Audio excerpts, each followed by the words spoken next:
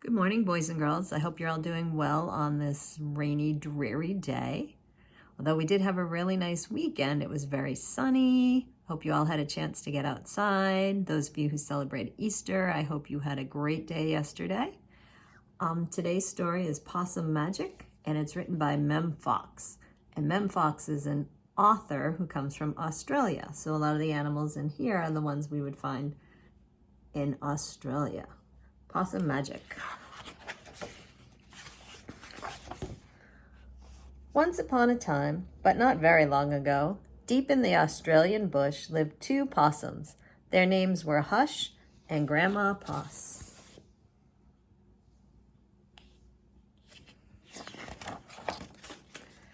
Grandma Poss made bush magic. She made wombats blue and kookaburras pink. She made dingoes smile and emus shrink. But the best magic of all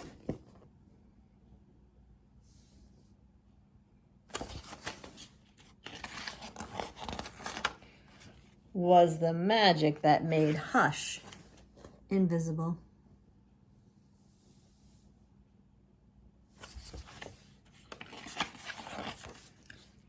What adventures Hush had! Because she couldn't be seen, she could be squashed by koalas. The koala is sitting on her tail. Because she couldn't be seen, she could slide down kangaroos. So you're on the kangaroo's back.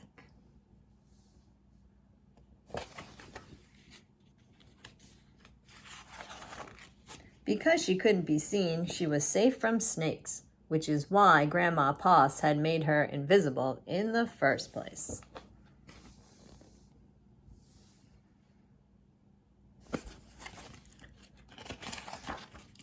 But one day, quite unexpectedly, Hush said, "Grandma, I want to know what I look like. Please, could you make me visible again?" "Of course I can," said Grandma Poss, and she began to look through her magic books.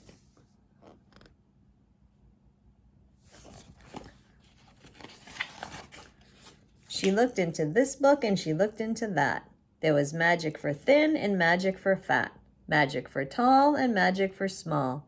But the magic she was looking for wasn't there at all.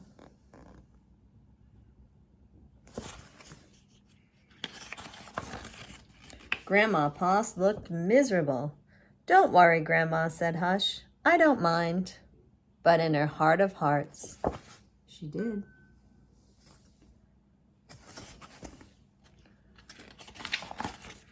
All night long, Grandma Poss thought and thought.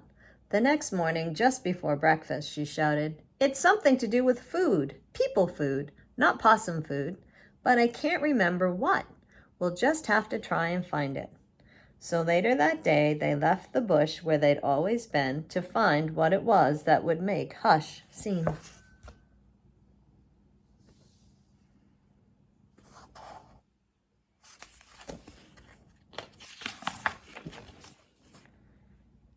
They ate Anzac biscuits in Adelaide, Mornay and Minties in Melbourne, steak and salad in Sydney, and pumpkin scones in Brisbane. Hush remained invisible. "Don't lose heart," said Grandma Poss. "Let's see what we can find in Darwin."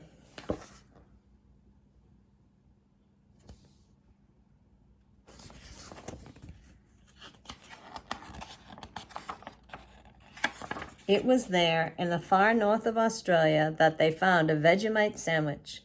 Grandma Poss crossed her claws and crossed her feet. Hush breathed deeply and began to eat. "A tail!" shouted both possums at once, for there it was, a brand new, visible tail.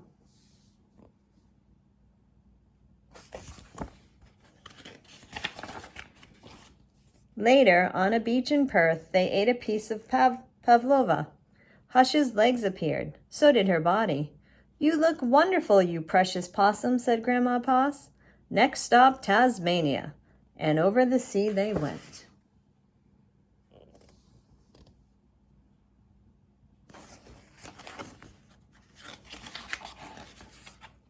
In Hobart, late one night, in the kitchens of the casino, they saw a lamington on a plate.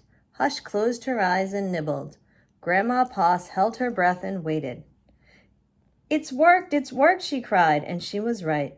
Hush could be seen from head to tail. Grandma Poss hugged Hush, and they both danced Here We Go Round the Lamington Plate till early in the morning.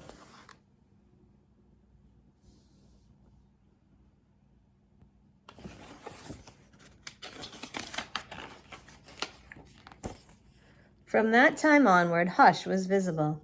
But once a year on her birthday, she and Grandma Poss ate a Vegemite sandwich, a piece of pavlova, and half a lamington, just to make sure that Hush stayed visible forever. And she did.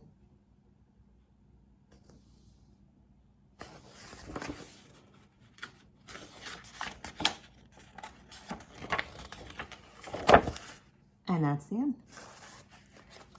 So some of the foods they mentioned in there are things maybe we've never heard of. So that might be something fun to do, is research some information on foods from Australia if you get a chance on this dreary day. Another thing you might want to do is some puzzles or read a book. I know those are things that I like to do on a rainy day. I just ordered a new jigsaw puzzle, so I'm going to be working on that. I will see you tomorrow at our Zoom session. Have a great day. I miss you all. Big hugs from Mrs. Russell. Bye.